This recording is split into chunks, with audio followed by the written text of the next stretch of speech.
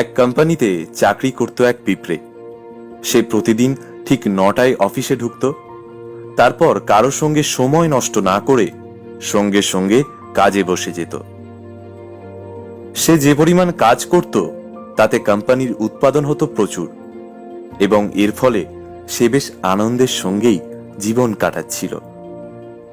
ওই অফিসের সিইও সিংহ অবাক হয়ে দেখত এই পিঁপড়েটি কোনো ধরনের তদারকি ছাড়াই প্রচুর কাজ করছে। সিংহ ভাবল, পিঁপড়েটাকে যদি কেউ তদারকি করে তাহলে সে আরো বেশি কাজ করতে পারবে।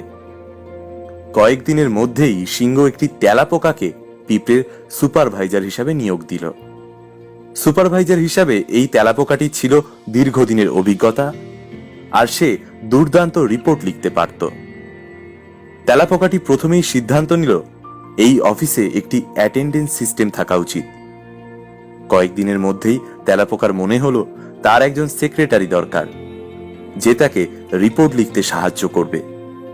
সে একটা মাকড়সাকে নিয়োগ দিল এই কাজে, যে সব ফোন কল ধরবে আর বিভিন্ন রেকর্ড রাখবে। সিংহ খুব আনন্দ নিয়ে দেখল যে তেলাপোকা তাকে প্রতিদিনের কাজের হিসাব দিচ্ছে আর সেগুলো বিশ্লেষণ করছে গ্রাফের মাধ্যমে। ফলে খুব সহজেই উৎপাদনের ধারা সম্পর্কে ধারণা নেওয়া যাচ্ছে, এবং সিংহ সেগুলো বোর্ড মিটিংয়ে প্রেজেন্টেশন আকারে পেশ করে বাহবা পাচ্ছে। কিছুদিনের মধ্যেই তেলাপোকার একটা কম্পিউটার ও লেজার প্রিন্টার প্রয়োজন হলো, এবং এগুলো দেখভালের জন্য আইটি ডিপার্টমেন্ট গঠন করলো। আইটি বিশেষজ্ঞ হিসেবে নিয়োগ পেল মাছি, আমাদের কর্মী পিঁপড়ে, যে প্রতিদিন অফিসে এসে প্রচুর কাজ করে মনের সুখে গান গাইতে গাইতে বাসায় ফিরত। তাকে এখন প্রচুর পেপার ওয়ার্ক করতে হয়। সপ্তাহে 4 দিনই নানা মিটিংয়ে হাজিরা দিতে হয়। নিত্যদিন এসব ঝামেলার কারণে কাজে ব্যাঘাত ঘটায় উৎপাদন কমতে লাগলো, আর সে বিরক্ত হতে লাগলো। পিঁপড়ে যেখানে কাজ করে সেখানে আগে ছিল চমৎকার একটা পরিবেশ। এখন সেখানে কেউ কথা বলে না, হাসে না, সবাই খুব মন মরা হয়ে কাজ করে। তেলাপোকা পরিস্থিতি উন্নয়নে সিংহকে বোঝালো অফিসে কাজের পরিবেশ শীর্ষক একটা স্টাডি করা খুব জরুরি হয়ে পড়েছে। পর্যালোচনা করে সিংহ দেখতে পেল পিঁপড়ের বিভাগে উৎপাদন আগের তুলনায় অনেক কমে গেছে। কাজেই সিংহ কয়েকদিনের মধ্যেই স্বনামখ্যাত কনসালটেন্ট পেঁচাকে অডিট রিপোর্ট এবং উৎপাদন বাড়ানোর উপায় বাতলে দেওয়ার জন্য নিয়োগ দিল।